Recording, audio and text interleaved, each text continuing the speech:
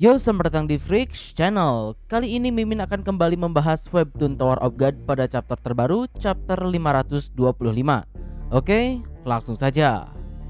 Pertama, pada chapter sebelumnya terjadi hal yang benar-benar luar biasa, yaitu kedatangan pemimpin keluarga Lopobia. Dengan datangnya Traumerai ke Denes ini, menurut Mimin situasi perang khususnya bagi kubu BAM sudah berubah. Perang Denes sudah bukan tentang menyelamatkan Jin Sung Ha lagi, melainkan bagaimana cara untuk selamat di tengah situasi saat ini. Nah, masuk pada chapter terbaru, adegan pertama dibuka dengan menyorot pada Hokni dan kawan-kawan di ruang kendali. Di sana mereka masih melawan si monster kepiting, namun tak diduga tiba-tiba ada sebuah pemberitahuan. Dikarenakan keempat orang dari kelompok pertama sudah mencapai destinasi mereka masing-masing, maka permainan di dalam Cat Tower ini sudah tidak diperlukan lagi. Dan Cat Tower akan segera diledakkan dalam 30 menit. Semua orang yang ada di Cat Tower hanya memiliki dua pilihan, keluar dari Cat Tower menggunakan tikus atau mencari dan menghancurkan bom yang ditanam di dalam Cat Tower ini. Hokni pun sempat merasakan sesuatu yang tenang namun sangat buruk, yang kemungkinannya Hokni merasakan kedatangan Traumerai. Tidak hanya itu, adegan pun sempat menyorot sebentar pada Sofiatan yang juga merasakan hal yang sama. Apakah Sofiatan akan berbuat sesuatu terkait hal itu? Atau lebih tepatnya, bisakah Sofiatan melakukan sesuatu untuk saat ini? Sepertinya kita harus menunggu di chapter yang akan datang. Lalu berikutnya, adegan pun kembali pada Traumerai. Di sini Traumerai berkata kalau tempatnya berada saat ini terlalu dingin dan terlalu terang. Lalu tiba-tiba saja, suasana yang ada di sana pun menjadi gelap. Bahkan menurut Hansung, ia sampai tak bisa melihat apapun. Hansung pun awalnya khawatir, namun ia justru bersyukur karena jika tanpa sengaja pandangannya berpapasan dengan Traumerai, mungkin Traumerai akan langsung membunuh Hansung dalam sekejap saja. Selanjutnya Traumerai pun kembali bertanya akan keberadaan BAM.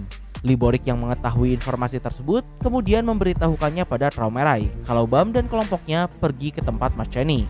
Lalu Traumerai pun memerintahkan mereka untuk membawakan BAM si irregular ke hadapannya dan membunuh yang lainnya karena ia hanya tertarik pada BAM. Di sini Holland dan Pudidilah yang berangkat menuju Mas Chenny, sementara Calavan, Liborik dan Perseus tetap berada di sana. Lalu di sini kita juga sempat diperlihatkan sedikit kemampuan dari Perseus. Karena saat itu Hansung sempat berteriak, Perseus langsung mengeluarkan semacam tali yang kemungkinan terbuat dari Shinsu dan mencekik Hansung. Sampai akhirnya di sini terjadi hal yang benar-benar cukup menarik dan tak diduga. Ketika Perseus hampir membunuh Hansung, Hansung yang tak memiliki pilihan lagi kemudian berkata kalau ia adalah salah satu syarat yang dibutuhkan oleh orang itu untuk memenuhi kontrak keabadian. Traumerai yang mendengar hal tersebut langsung memerintahkan Perseus untuk berhenti dan membawa Hansung ke kapal utama karena temannya sedang mencari si Hansung ini. Tentu kalian akan bertanya-tanya siapa orang yang dimaksud Hansung di sini. Bahkan tidak hanya itu, Traumerai sendiri menyebut orang misterius tersebut sebagai temannya. Menurut Mimin, kemungkinan terbesarnya kalau kalian yang benar-benar maniak TOG pasti sudah tahu jawabannya, yaitu tidak lain dan tidak bukan Handolok Bloodmeader, salah satu pemimpin dari 10 keluarga agung keluarga Handolok. Jadi dahulu kala ketika Zahard dan para Great Warriors atau sekarang dikenal sebagai 10 pemimpin keluarga agung masih dalam proses menaiki dan menaklukkan menara, ketika mereka sampai di lantai 100, administrator lantai tersebut menghadiahi Zahard dan kawan-kawannya keabadian. Namun ada dua orang yang tidak mendapatkan keabadian tersebut, yaitu V dan Handolok Bloodmeader. Sementara V diketahui menolak keabadian tersebut, untuk Bloodmeader tak diketahui mengapa administrator lantai 100 tidak memberinya keabadian. Tapi meskipun begitu, disebutkan saat itu Bloodmeader pun memohon pada administrator untuk keabadian.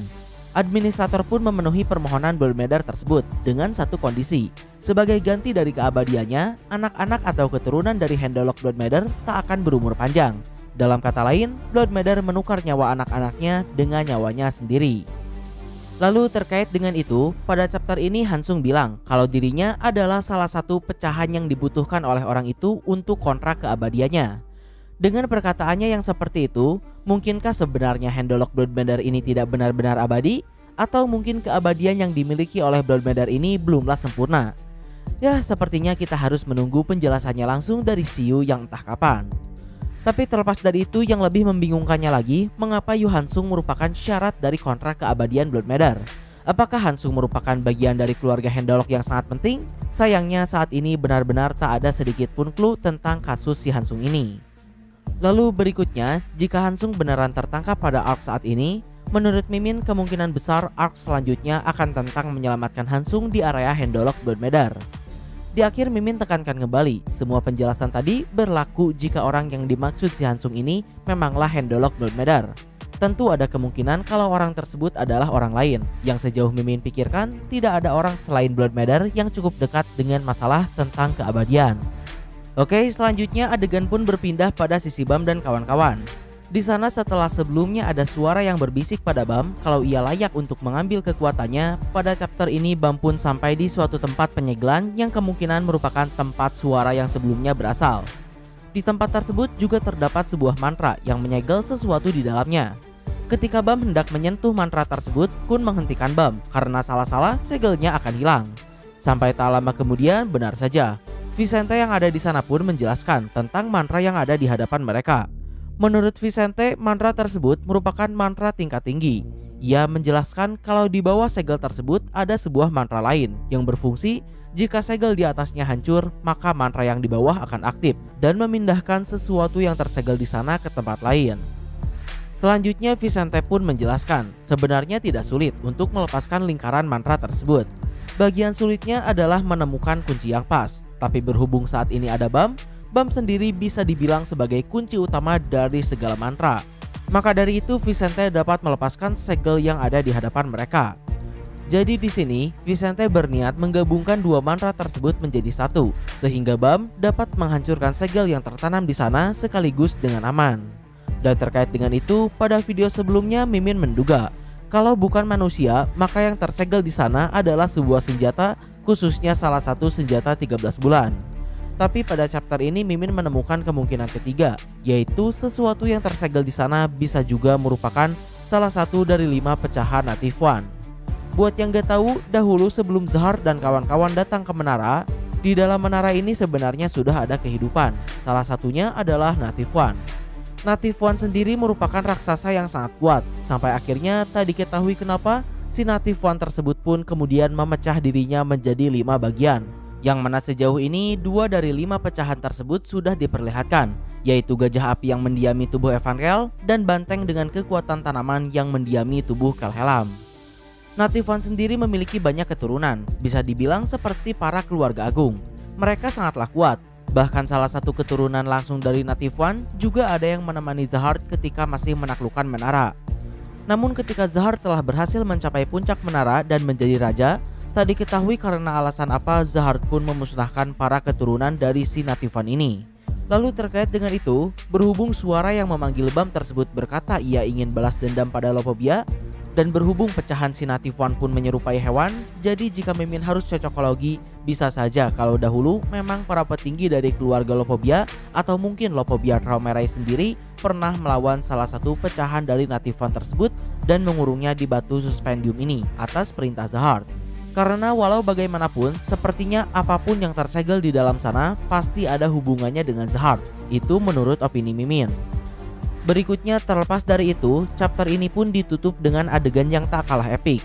Di sini Pudidi dan Holland telah sampai di depan tempat Mas Shani berada. Namun tak diduga ada seseorang yang menjaga tempat tersebut, yaitu tidak lain dan tidak bukan adalah Jisungha.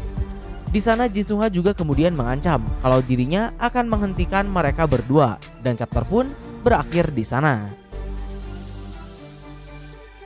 Di akhir dengan bebasnya Jisungha, menurut Mimin Mas Shani benar-benar gila di sini. Karena seperti yang kalian tahu, sebelumnya gerak-gerik Mas Shani sendiri sempat bocor karena Asensio tidak memastikan semua pasukan Zahar yang ia bunuh telah mati. Akibatnya salah satu pasukan Zahar tersebut berhasil melaporkan adanya pengkhianat di pihak Zahar. Tapi tentu meskipun begitu, si pasukan Zahar tersebut tidak mengetahui kalau Mas Shani lah orangnya. Sementara di sisi lain, orang yang menerima informasi tersebut pun Lopobia Orari dan Yorari, Mimin rasa tak akan bisa berbuat apa-apa untuk saat ini karena mereka masuk ke dalam batu suspendium untuk mengejar Bam. Tapi walaupun begitu, menurut Mimin dengan lepasnya Jinsuha dari penyegelan saja, seharusnya itu sudah lebih dari cukup untuk membuat kubu Zahar menaruh rasa curiga atau bahkan menuduh Mas Shani sebagai pengkhianatnya di akhir perang nanti.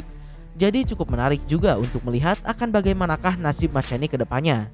Apakah Mas Shani akan berstatus menjadi putri pengkhianat seperti Garam dan Yuri? Atau Mas Shani masih cukup cerdik untuk mengatasi masalah yang menunggunya? Lalu selanjutnya, dengan bebasnya Jinsoha juga, menurut Mimin itu sudah menandakan kalau cerita pada arc saat ini mulai memasuki fase ketiga. Seperti yang Mimin sebutkan sebelumnya, situasi perang saat ini sudah bukan tentang menyelamatkan Jinsoha lagi, melainkan bagaimana cara untuk selamat dan mengatasi situasi saat ini, khususnya Lopobia Traumerai. Pada fase pertama pertarungan di tembok pertama, kita disajikan beberapa pertarungan yang megah. Di antaranya ada Evankhell yang masih membara dan tentu saja duel antara White yang telah mendapatkan kekuatan aslinya melawan Calavan. Lalu pada fase kedua permainan Yusracha, pada fase ini tentu kita mendapatkan beberapa pertarungan yang seru. Ada Yama versus Yusracha yang baru saja terjadi, Calavan versus Liborik dan lain-lain. Tapi yang paling menarik perhatian pada fase kedua ini tentu saja Bam versus White. Pertarungan berlangsung dengan megah. Dengan kekuatan penuhnya, Bam mampu mempercundangi orang setingkat White. Bahkan di sana saking besarnya kekuatan Bam saat itu, Bam sendiri hingga merubah Shinsu yang ada di sekitarnya menjadi berwarna hitam. Lalu berikutnya, berhubung saat ini permainan Yusracha bisa dibilang sudah berakhir, alur cerita pun sepertinya akan mengalir kembali pada kejadian yang lebih besar di fase ketiga ini. Khususnya untuk saat ini, dengan datangnya seorang kepala keluarga, sudah pasti seharusnya Xiu tak akan menahan diri lagi untuk menyajikan pertarungan yang lebih besar. Ya, kita tunggu saja cerita macam apa yang Xiu siapkan untuk nanti. Siapakah tokoh yang akan Xiu munculkan untuk melawan Traumerai? Atau mungkin Bam sendirilah yang akan melawan Lopobia Traumerai dengan kekuatan barunya nanti setelah keluar dari batu suspendium. Tapi meskipun begitu, Mimin ingatkan kembali, sebelum kita benar-benar mencapai klimaks dari arc ini, masih ada cukup banyak pertarungan dan beberapa permasalahan tokoh yang harus Xiu selesaikan. Seperti Dawon dan Karaka, Cha dan Hatsu, Yama versus Yusracha, Lopobia Widow versus Evankhell, dan yang lainnya. Nah, mungkin kurang lebih itulah untuk pembahasan pada chapter terbaru ini. Like, share, subscribe kalau suka, komen, kritik dan saran. Terima kasih telah menonton. Ciao.